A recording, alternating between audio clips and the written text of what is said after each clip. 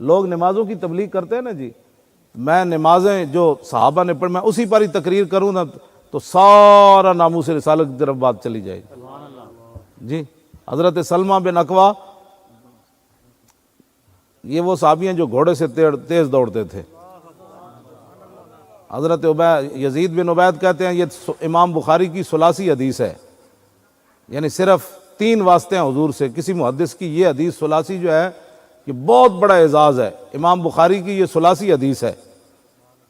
یزید بن عبید کہتے ہیں کہ میں صحابی رسول کے ساتھ جب بھی سلمہ بن اکوا کے ساتھ نماز پڑھنے کے لیے جاتا تو وہ اس ستون کے ساتھ کھڑے ہو کر نماز پڑھتے جہاں قرآن مجید رکھا ہوا تھا۔ تو میں نے پوچھا جی آپ جگہ ساری خالی ہوتی ہے، آپ اس انتظار میں رہتے ہیں کہ میں نے اس ستون کے سامنے نماز پڑھنی ہے، تو اس کی وجہ؟ تو آپ نے فرمایا کیا پوچھتے ہو، میں نے حضور کو اکثر یہاں نماز پڑھتے ہوئے دیکھا۔ شوق تیرا اگر نہ ہو میری نماز کا امام، کہتے میں نے حضور کو یہاں پڑھتے ہوئے دیکھا۔ یہ بخاری کی ثلاثی حدیث ہے، یہ کبھی سنی آپ نے؟ یار حق حضور کی شانیں چھپائی گئی۔ اتبان بن مالک کی آنکھیں کمزور ہو گئیں، یہ بھی بخاری میں ہے۔ انہوں نے عرض کی حضور آپ میرے گھر تشریف لائیں، ایک جگہ آپ نماز پڑھیں تاکہ میں اس جگہ پر نماز پڑھا کروں۔ تو میرے آقا نے یہ تو نہیں فرمایا نماز تو نے خدا کی پڑھنی ہے اور خیال میرا رکھنا ہے۔ شوق تیرا اگر نہ ہو میری نماز کا امام، شوق تیرا اگر نہ ہو میری نماز کا امام، شوق تیرا اگر نہ ہو میری نماز کا امام، میرا قیام بھی حجاب میرا سجود بھی حجاب۔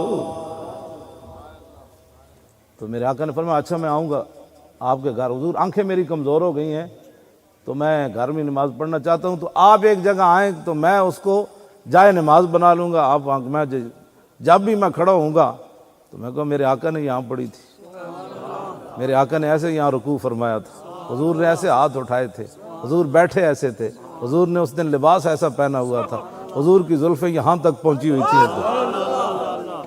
شوق تیرا اگر نہ ہو میری نماز کا امام، حضور نے سلام ایسے پھیرا تھا، رخسار مجھے ایسے نظر آئے تھے، پھر حضور نے ایسے پھیرا تھا، وہ چٹائی پھر ایسی تھی اس دن، حضور نے وضو یہاں فرمایا تھا۔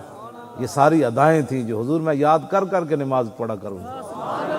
شوق تیرا اگر نہ ہو میری نماز کا امام، میرا قیام بھی حجاب میرا سجود بھی حجاب۔ واہ کلندر واہ، کیا بات کر گیا۔ میرے آقا نے فرمایا میں آ رہا ہوں۔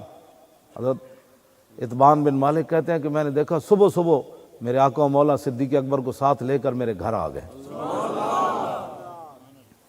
کہنے لگے میرے پاس تو کوئی ایسی چیز نہیں تھی، ایک چٹائی تھی، میں نے اسے دھونا شروع کر دیا۔ تو میں نے کہا جی جناب کیا نوش فرما، کیا کھائیں گے، کیا کھائیں؟ حضور نے فرمایا چھوڑو کھانے پینے کی بات، پہلے جس کام کے لیے بلایا ہے وہ کام تو کرواؤ۔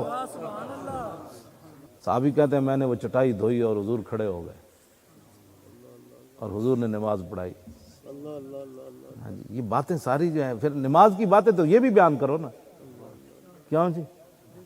انس بن مالک کہتے ہیں آخری جو نماز حضور پڑھنے کے لیے ہم پڑھ رہے تھے، صدیق اکبر پڑھا رہے تھے، یہ بخاری کی حدیث ہے، کہتے ہیں حضور نے اپنے گھر مبارک کا پردہ ایسے کھڑکی سے ہٹایا تو کہتے ہیں جب رسول اللہ نے ہمیں دیکھا تو ہمیں ایسے جیسے قرآن سامنے آ گیا، ایسی مصحف کے لفظ ہیں قرآن حدیث میں، قرآن کا ورقہ سامنے آ گیا۔ فرمایا قریب ففہمنا ان نفتتنا، فرمایا قریب تھا کہ ہم حضور کو دیکھنے کی برؤیت النبی، حضور کو جو ہمیں دیکھنے سے خوشی ہو رہی تھی نا، قریب تھا کہ ہم نماز کو توڑ دیتے برؤیت النبی۔ ہاں جی، لیکن حضور نے پردہ نیچے کا، حضور نے تبسم فرمایا، کہتے ہیں سارے کے سارے ہم حضور کو دیکھنا شروع ہو گئے۔ پڑھ نماز اللہ کی رہے تھے، حضور نے پردہ تو اس طرف سے ہٹایا، کعبہ شریف تو ایسے ہے، حضور کا گھر تو ایسے ہے، صحابہ ایسے منہ کر کے کھڑے تھے یا ایسے منہ کر کے کھڑے تھے، اس کا عقدہ تو آج تک نہیں کھلا۔